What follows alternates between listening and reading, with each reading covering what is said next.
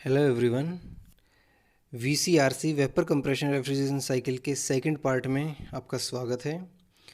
Last part में हमने VCRS cycle के कंपोनेंट्स और उनका जो प्रोसेसेस का जो प्लॉट है वो डिफरेंट डिफरेंट प्रॉपर्टी डायग्राम्स के ऊपर देख लिया था। इस वीडियो में हम देखेंगे कि उसका एनालिसिस, वीसीआरएस का एनालिसिस, उसकी सीओपी कैसे फाइंड आउट करते हैं और डिफरेंट डिफरेंट जो पैरामीटर्स हैं उनका वीसीआरएस के परफॉर्मेंस के ऊपर क्या इफ़ेक्ट आएगा। तो चलिए स्टार्ट करते हैं अपना वीडियो। सबसे पहले देखिए कि performance and capacity of a vapour compression plant.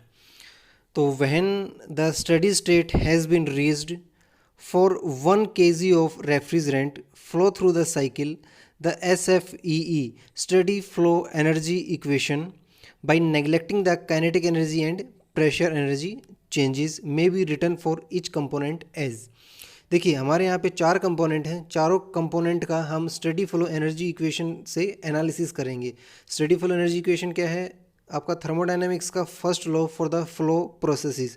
और जो आपकी SFEE है, स्टडी फ्लो एनर्जी इक्वेशन है, इसके अंदर हम काइनेटिक एनर्जी और प्रेशर एनर्जी के जो चेंजेस हैं उनको हम नेगलेक्ट मान के चलेंगे, उनको नेगलेक्ट करके चलेंगे। नेगलेक्ट का मतलब क्या है कि उनकी वैल्यूज़ काफ़ी कम आती हैं, इसलिए हम उनको नेगलेक्ट करके चलेंगे। जो आपकी SFEE है वो क्या इक्वेशन है? वो है ये H1 plus C1 square by 2 plus GZ1 plus Q is equal to H2 plus C2 square by 2 plus GZ2 plus W। तो जो आपकी जो ये कंपोनेंट है C1 square by 2 plus GZ1, जो C1 स्क्वायर बाई 2 और C2 स्क्वायर बाई 2 ये क्या है? आपके काइनेटिक एनर्जी के कंपोनेंट हैं। और GZ1 और GZ2 ये आपके क्या है? पोटेंशियल एनर्जी के कंपोनेंट है। देखिए आप किन्हीं भी दो, ये कोई भी SFE लगाएंगे तो एक कंपोनेंट के अक्रॉस लगाएंगे, 1.1 के ऊपर, एक सेकेंड पॉइंट 2 के ऊपर। तो वहाँ पे आप देखेंगे कि जो रेफ्रिजरेंट का फ्लो है उसकी जो वेलोसिटी है वो काफ़ी कम है। मींस जो C1 वेलोसिटी होगी और जो C2 वेलोसिटी होगी उसके अंदर माइन्यूट डिफरेंस होगा। तो हम इसलिए उसको नेगलेक्ट करके चलेंगे और दोनों को ही हम देखेंगे कि जो भी उनकी जो हाइट है, मीन्स जो जेड की बात करते हैं, जो उनकी डिस्टेंस है वो भी क्या होगी? ऑलमोस्ट इक्विवेलेंट होगी, ऑलमोस्ट इक्वल होगी। इसलिए वो भी हम उसको नेगलेक्ट करके चलेंगे क्योंकि दोनों का जो डिफरेंस आ जाएगा वो क्या आ जाएगा? काफ़ी माइन्यूट आ जाएगा। इसलिए हम काइनेटिक एनर्जी और पोटेंशियल एनर्जी की चेंजेस को नेगलेक्ट करके चलेंगे। अगर मान लीजिए अगर मैं इनको नेगलेक्ट कर देता हूँ तो हमारी इक्वेशन क्या बचेगी? इक्वेशन बचेगी मेरे पास H1 plus Q is equal to H2 plus W। H1 plus Q is equal to H2 plus W। तो क्योंकि ये जो कंपोनेंट हैं काइनेटिक एनर्जी और पोटेंशियल एनर्जी के, ये तो हम नेगलेक्ट कर चुके हैं। तो देखिए अब हम हर जितने भी 4 कंपोनेंट हैं हमारे पास, सभी के ऊपर हम ये SFE अप्लाई करते हैं और अपने एनालिसिस को स्टार्ट करते हैं। तो चलिए सबसे पहले हमने एनालाइज करना है किसको? कंप्रेशर को। किसको एनालाइज करना है? कंप्रेशर को। तो देखिए जब कंप्रेशर की मैं बात करता हूँ तो इक्वेशन क्या थी मेरी? H1 plus Q is equal to H2 plus W। तो H1 प्लस कंप्रेशर के अंदर जो प्रोसेस है वो क्या है? Isentropic compression. आइसेंट्रोपिक और में क्या है? Reversible adiabatic. एडियाबैटिक है तो हीट ट्रांसफर होगा नहीं, तो Q की वैल्यू क्या हो जाएगी? 0। तो H1 is equal to H2 plus WC। WC मेरे को नहीं पता। अब मैं ये यहाँ पे ये मान के चलाऊँ कि मेरे को नहीं पता कि ये work done on the system है या work done by the system है। तो मैंने यहाँ से फाइंड आउट किया WC की वैल्यू। WC की वैल्यू मेरे को क्या मिली? H1 minus H2 kilo joule per KG. और इसकी वैल्यू क्या आई है हमारे पास? नेगेटिव। इसकी वैल्यू क्या आई? नेगेटिव। इसका मीनिंग साफ साफ आपको पता लगता है, अगर नेगेटिव है तो work done on the system हुआ है कि आपने वर्क सप्लाई किया है किसको? सिस्टम को। तो मीन्स आपने क्या किया है? वर्क इनपुट किया है। तो वर्क इनपुट है तो उसकी वैल्यू में इसको क्या लिख सकता हूँ? H2 minus H1। आपको पता है कि आपने वर्क डन किया है, आपने सिस्टम के ऊपर वर्क किया है, ना कि सिस्टम ने आपको वर्क दिया है। मीन्स आपने पावर की सप्लाई की है वहाँ पे। तो वर्क इनपुट क्या हो जाएगा? H2 minus H1 kilo joule per KG. आपको याद रखना है। देखिए ये है मेरा TS डायग्राम इस VCRS साइकिल का। तो जो मैं अगर मैं बात करता हूँ कि आपका जो कंप्रेशर का वर्क इनपुट कितना हो जाएगा, वो हो जाएगा H2 माइनस H1। इस प्रोसेस के थ्रू आइसेंट्रोपिक प्रोसेस है, H2 माइनस H1 याद रखना है आपने।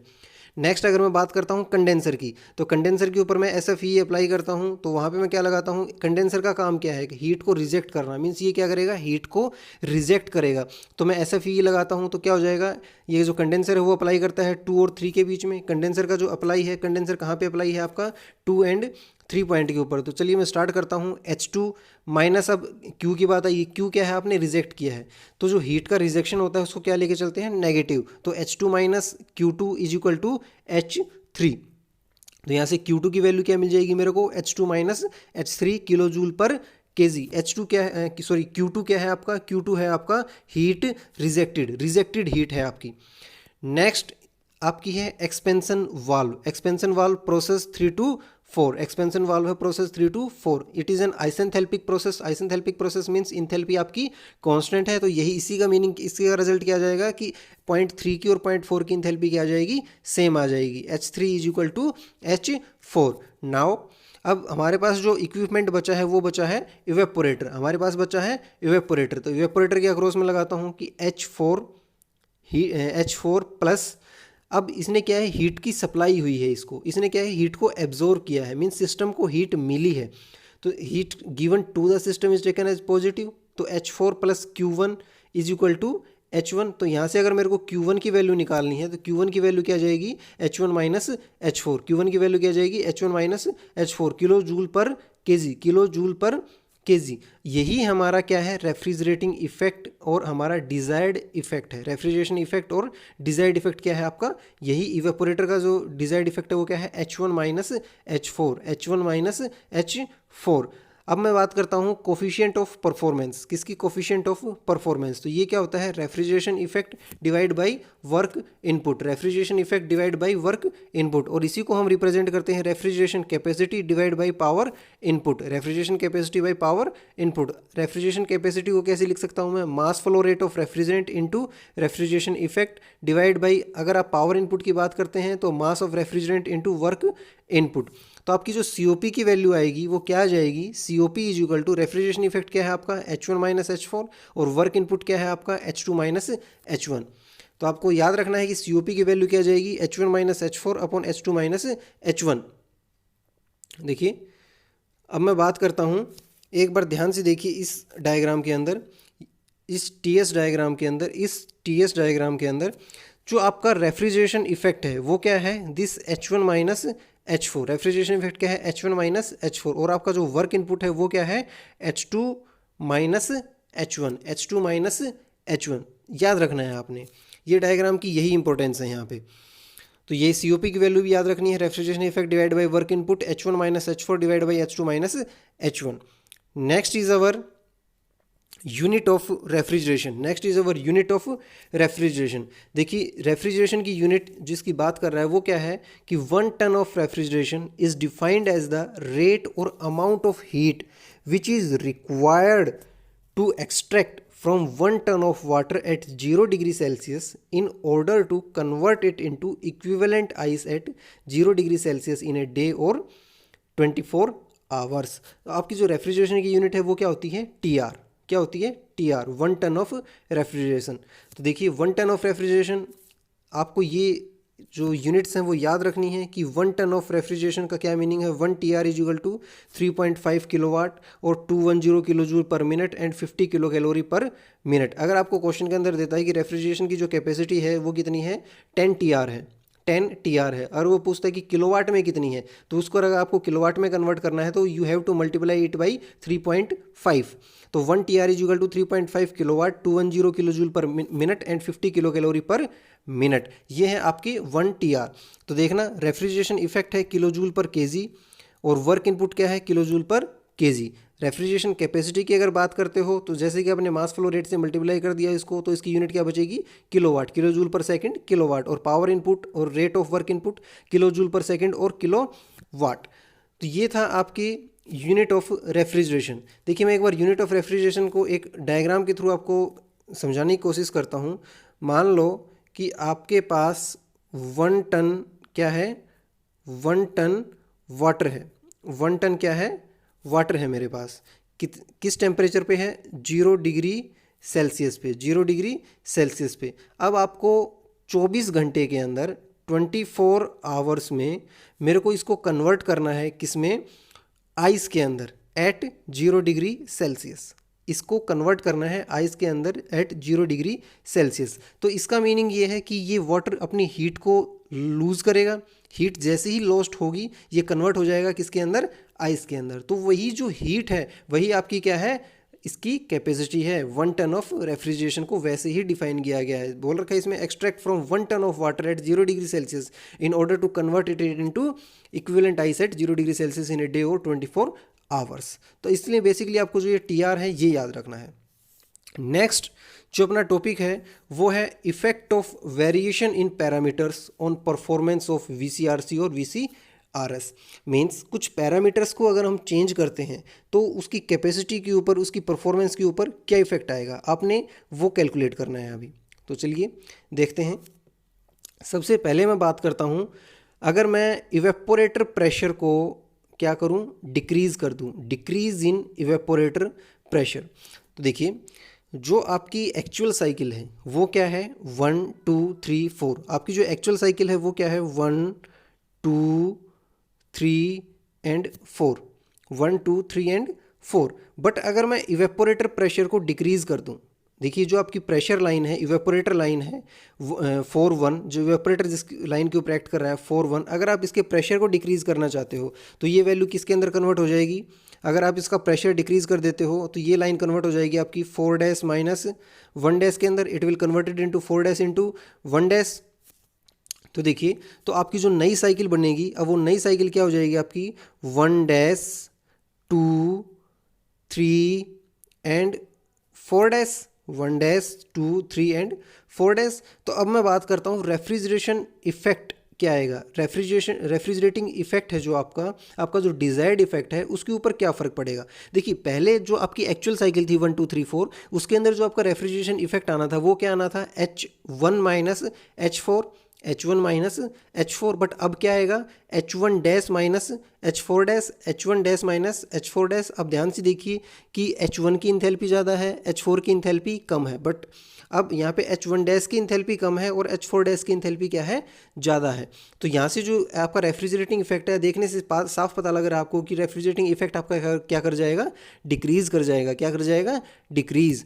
नेक्स्ट मैं लेके चलता हूँ कि वर्क इनपुट और पावर इनपुट के ऊपर क्या इफेक्ट आएगा। तो पहली जो आपकी वर्क इनपुट पावर इनपुट होनी थी वो क्या थी, H2 minus H1, H2 minus H1। But अब आपकी जो पावर इनपुट आ जाएगी वो क्या हो जाएगी, this H2 minus H1 dash, H2 minus H1 dash. Means आपकी जो पावर इनपुट है वो इंक्रीज़ की है, आपका रेफ्रिजरेशन इफेक्ट डिक्रीज़ किया है, और आपकी वर्क इनपुट क्या है, पावर इनपुट क्या है, इंक्रीज़ की है। नेक्स्ट अब अगर मैं इफेक्ट देखता हूँ COP के ऊपर, COP क्या होती है, refrigerating effect divide by work input. देखिए आपका रेफ्रिजरेटिंग इफेक्ट डिक्रीज़ कर चुका है और पावर इनपुट आपकी इंक्रीज़ कर चुकी है, तो COP के ऊपर क्या इफेक्ट आएगा, ओवरऑल ये भी आपकी डिक्रीज़ कर जाएगी। देखिए ऊपर वाली टर्म कम हुई है, नीचे वाली टर्म ज़्यादा हुई है, तो ओवरऑल इफेक्ट क्या हो रहा है कि आपकी COP डिक्रीज़ हो जाती है। अब देखिए अगर मैं बात करता हूँ PC/PE, मीन्स आपका जो कंडेंसर प्रेशर और इवेपोरेटर प्रेशर। कंडेंसर प्रेशर आपका कांस्टेंट है 2 to 3, कंडेंसर प्रेशर आपका कांस्टेंट है, बट इवेपोरेटर प्रेशर आपने क्या कर दिया, कम कर दिया। तो जो ये टोटल वैल्यू है, प्रेशर रेशियो है, ये क्या करेगा, इंक्रीज़ कर जाएगा। अगर ये प्रेशर रेशियो इंक्रीज़ करता है तो देखिए क्या क्या इफेक्ट आएगा। मैं बात करता हूं अब वॉल्यूमेट्रिक एफिशिएंसी की, कंप्रेशर की वॉल्यूमेट्रिक एफिशिएंसी की। तो एक फॉर्मूला आपको लिखवाया था रेसिप्रोकेटिंग कंप्रेशर के चैप्टर में, क्या कि 1 + C - C into P higher by P lower की पावर 1/n।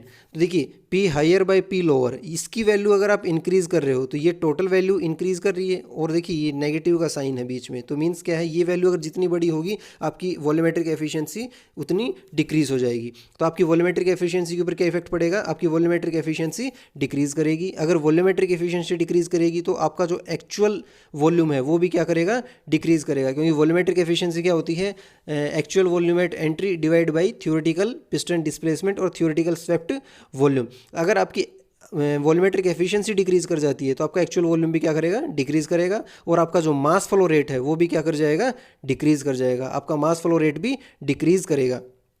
उसके बाद क्या है, increase in specific volume of vapour suction vapour, और जो आपकी जो स्पेसिफिक वॉल्यूम है वो क्या करेगी, इंक्रीज़ करेगी। देखिए प्रेशर डिक्रीज़ किया है तो आपका वॉल्यूम क्या करेगा, इंक्रीज़ करेगा।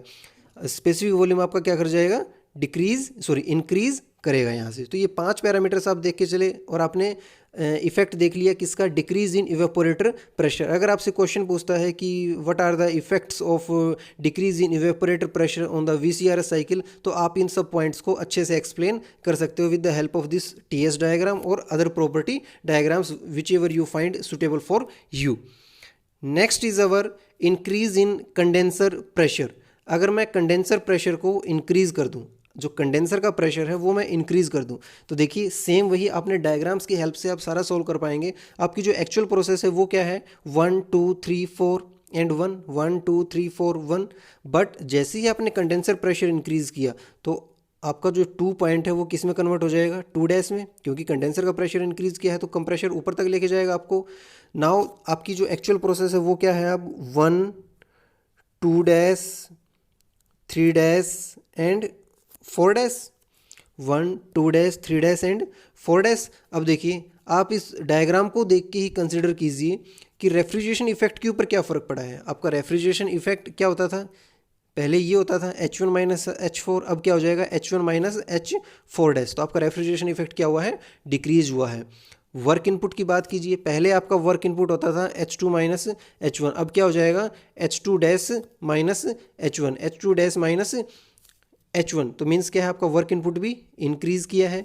तो आपकी COP सेम वही, रेफ्रिजरेशन इफेक्ट आपका डिक्रीज कर रहा है, वर्क इनपुट इंक्रीज कर रहा है, तो आपका COP भी क्या करेगा, डिक्रीज कर जाएगा। देखिए आपने प्रेशर, आपका जो इवेपोरेटर का प्रेशर है वो डिक्रीज किया है और कंडेंसर का प्रेशर इंक्रीज किया है, तो उस टाइम पे भी क्या है कि आपका जो PC/PE की वैल्यू इंक्रीज करेगी। सेम वॉल्यूमेट्रिक इफिशिएंसी का फॉर्मूला, वॉल्यूमेट्रिक एफिशिएंसी आपकी डिक्रीज करेगी और एक्चुअल वॉल्यूम आपका क्या करेगा, डिक्रीज करेगा।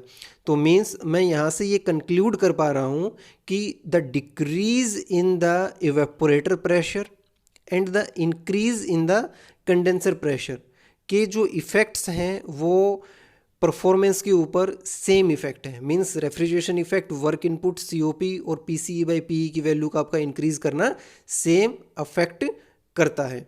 मींस दोनों के जो इफेक्ट आएंगे वो क्या आएंगे, सेम आएंगे। Next is our super heated. Next is our super heated.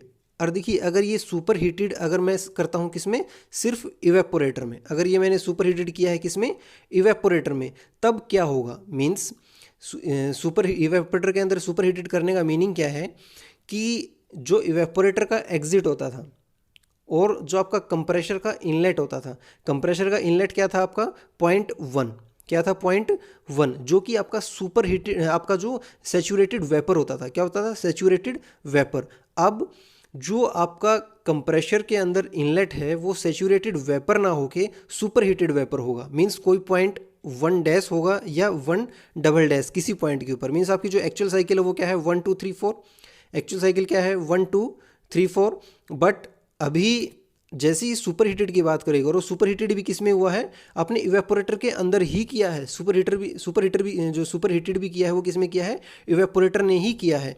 Means जो एग्जिट किया है इवेपोरेटर ने वो कहाँ पे दिया है, अब 1 डैश पे। अगर मैं प्रोसेस लेके चलता हूँ 1 डैश और 2 डैश को कंसिडर करके चलता हूँ तो इवेपोरेटर का एग्जिट क्या है, 1 डैश। तो देखिए जो रेफ्रिजरेशन इफेक्ट है वो क्या आ जाएगा, आपका क्या हो जाएगा, इंक्रीज करेगा। बिकॉज तो पहले जो रेफ्रिजरेटिंग इफेक्ट होता था वो क्या होता था, H1 माइनस H4, अब क्या हो जाएगा H1 डैश माइनस H4। आपका रेफ्रिजरेशन इफेक्ट इंक्रीज किया है। अब बात करते हैं वर्क इनपुट की।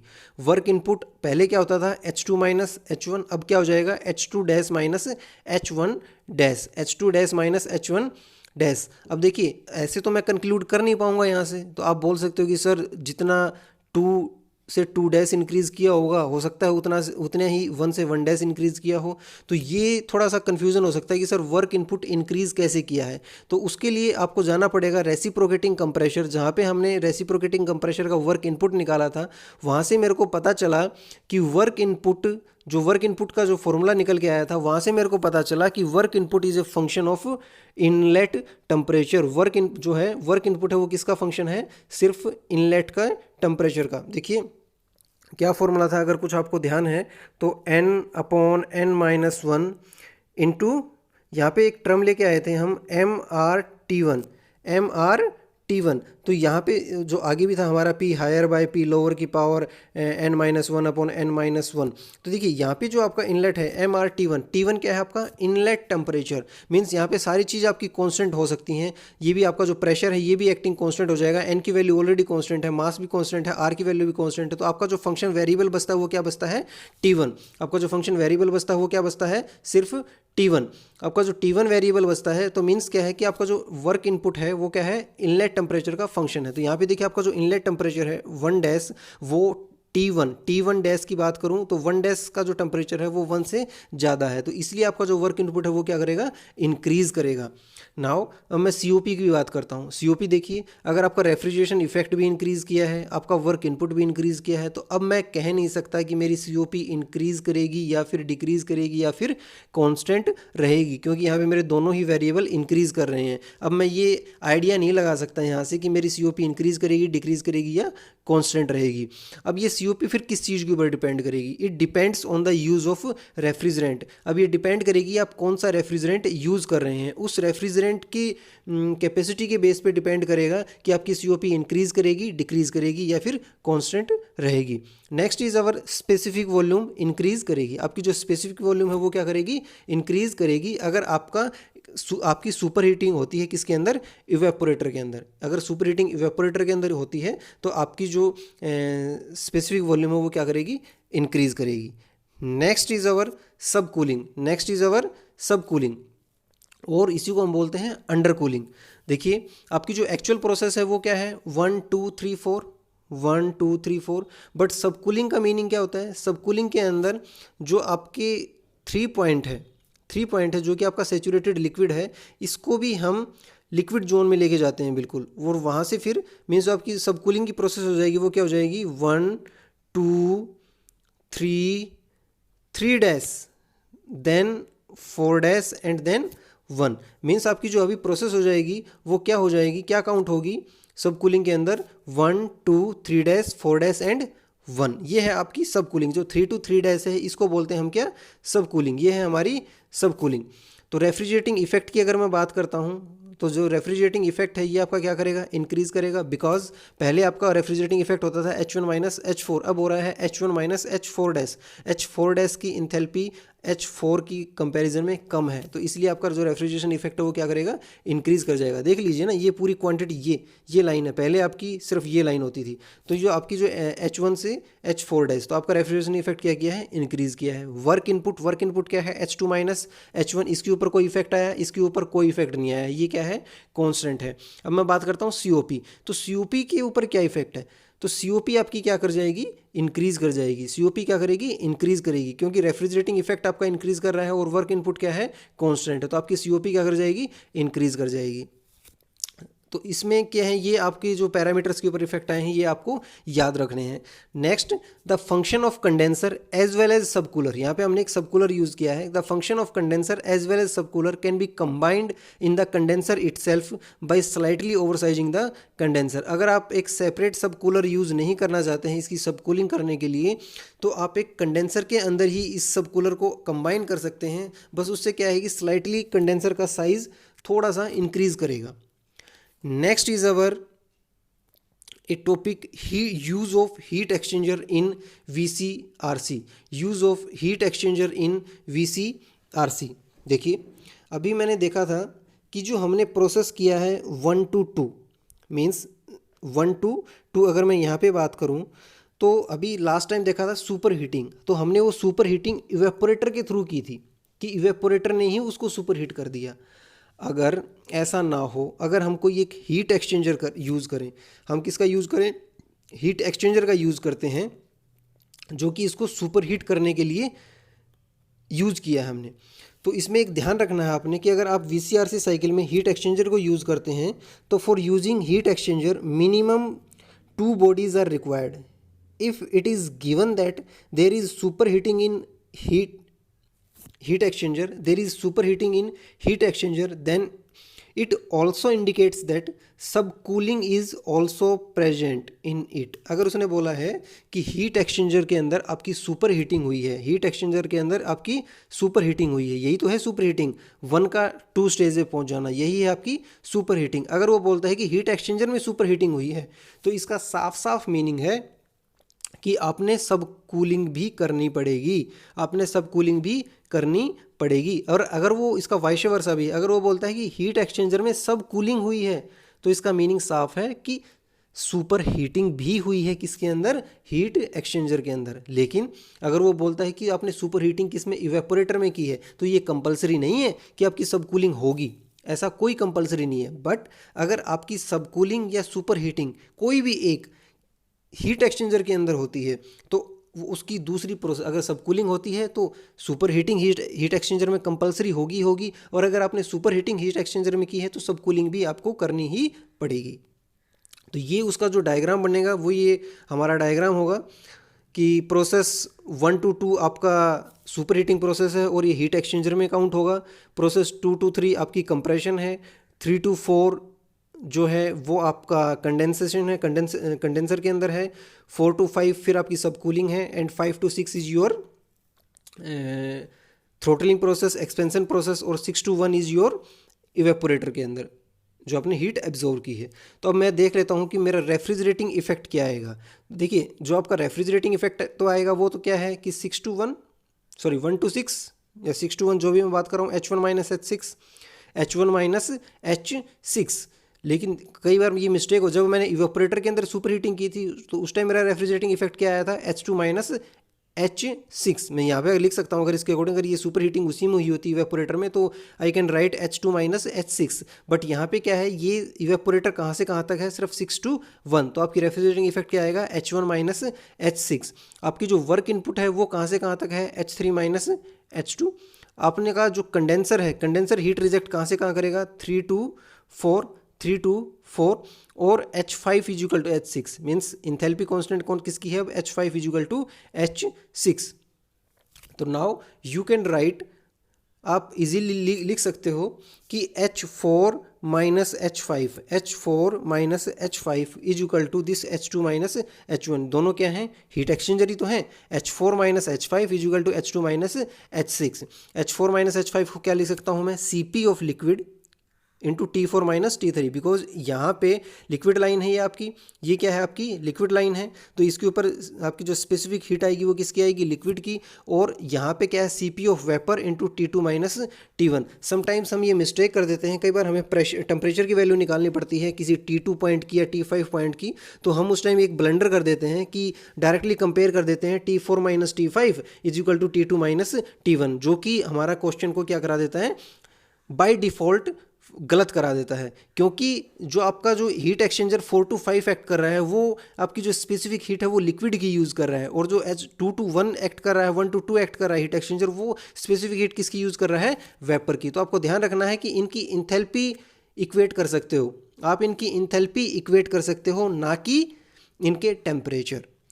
तो ये थे हमारे डिफरेंट पैरामीटर्स के इफ़ेक्ट किसके ऊपर, VCRS साइकिल के ऊपर। VCRS साइकिल की हमने COP देखी है, और जो हमने देखा है इसके अंदर कि आपने जो डिफरेंट पैरामीटर्स को चेंज किया तो उनका इफ़ेक्ट क्या आ सकता है। और अगर हम हीट एक्सचेंजर यूज़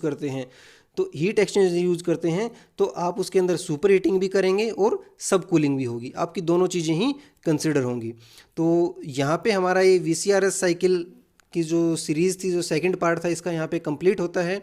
होप आप लोगों को समझ आया होगा। अगर आपको ये वीडियो अच्छा लगा है तो प्लीज़ आप हमारे जो YouTube channel Reshu Sharma knowledge hub को लाइक करें, शेयर करें, एंड अगर आप इस चैनल पर नए हैं तो प्लीज़ इसको सब्सक्राइब करें, और इसके साथ में जो है बेल आइकन है इसको प्रेस करना ना भूलें, ताकि जो भी लेटेस्ट अपडेट हो वो आप तक पहुंच पाएँ। Thank you very much.